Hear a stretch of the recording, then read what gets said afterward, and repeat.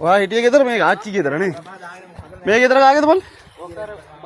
මට පල්ලෙහාම පුංචි. ආයේ පුංචිලා ගෙදර නේ. ආච්චි ඉන්නවද ගෙදර ඇවිල්ලාද? ආට කෝල් ගන්න නැතුව ඇත්තේ මේ සිග්නල් එක කරන්ට් එක නැති හින්දානේ.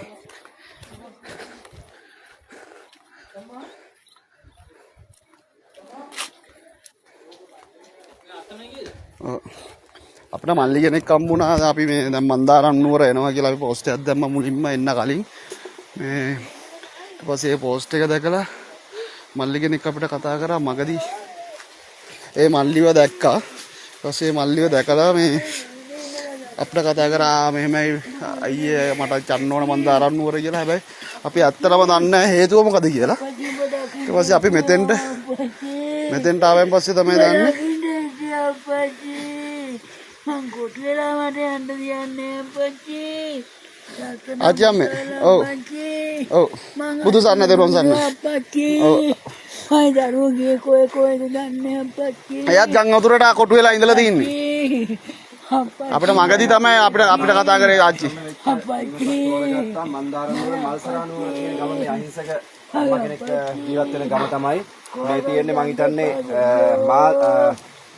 Facebook එක හරහා සමාජ මාධ්‍ය ජාලය හරහා තමයි මේ මල්ලි තෝරගන්න මේ කොල්ලෝ ටික දකුණු ශක්තිය මෙන්න මේ වගේ අහිංසක ජනතාව තෝරගෙන තමයි ඔවුන්ගේ ආධාර උපකාර ලබා දෙන්න සූදානම්ව තිබෙන්නේ. ඉතින් ඒගොල්ලෝ ජීවත් වෙන අහිංසක පරිසරය තමයි කඳු ආශ්‍රිතව මං හිතන්නේ නායාමේ අවදානමට ලක්ව තිබෙන නිවසක තමයි ඔවුන් ජීවත් වෙන්නේ. ඒක නිසා මං හිතන්නේ විශාල පුණ්‍ය කටයුත්තක් කරගන්නවා. විශේෂයෙන්ම දකුණේ ශක්තිය අපි තේමාවක් දුන්නා ලේට ලේ කියලා. ඉතින් ඕන් දුෂ්කර ගමනක ඕන් පයින්ම මම කිලෝමීටර් 8කට වැඩි සංඛ්‍යාවක් අපි පයින් ඇවිල්ලා තමයි මේ ස්ථානේ සොයාගන්නේ. නමුත් මේ මන්දාරම් නුවර කියන ප්‍රදේශය හරි ජනප්‍රිය වුණාට එම බෝගා හන්දියේ සිටින යම්කිසි කඩාකප්පාකාරී පිරිසක් ඔවුන්ගේ ආදර ලබාගෙන ඔවුන් භුක්ති විඳින ආකාරය අපිට මේ ගම්වැසියන්ගෙන්ම ලබා ගැනීමට හැකියාවක් ලැබුණා. ඉතින් මෙන්න මේ ජනතාවට අපි දැනට කියන්නේ ඔයගොල්ලෝ තවදුරටත් මේ මන්දාරම් නුවර කියන ප්‍රදේශයේ අනාථ වෙච්ච නැත්නම් අහිංසක ජනතාවට පිහිට වෙනවා නම් ආධාර දෙනවා නම් අනිවාර්යයෙන්ම මල්සරා නුවර කියන එකට අතහැරන ගමක් ඒ වෙනුවෙන් ඔබට හැකියාවක් තියෙනවා නම් ලබා දෙන්න කියලා අපි මතක් කරනවා. මේ මම හිතන්නේ ඒගොල්ලෝ ජීවත් වෙන නිවස තමයි මේකට විශ්වන්නේ.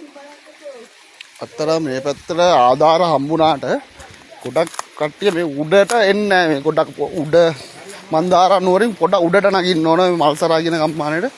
මේ පැත්තට එනවා අඩුයි. කියන්නේ ගොඩක් මිනිස්සු බයයි. ඇත්තටම අපි ලොකු අවදානමක් අරන් ඇවිල්ලා තියෙන මෙන්න මේ වගේ තැන් ගොඩක් තැන් පාස් කරන් ආවා. ගොඩක් තැන් පාස් කරන් ආවා. ඇත්තටම හරි අවදානම් තැනක. ඒකින්ද සාමාන්‍ය මිනිස්සු බයයි එන්නේ. උනට මේ මිනිස්සුන්ට කිසිම දෙයක් ලැබිලා නැහැ. චොපර් එනවා. අපිත් දැක්කත් දවසට චොපර් දෙකක් ආවා මෙහෙට. උනට මිනිස්සුන්ට ලැබෙන්නේ නැහැ කිසිම දෙයක්. ඒ කියන්නේ උඩට එන්නේ නැහැ.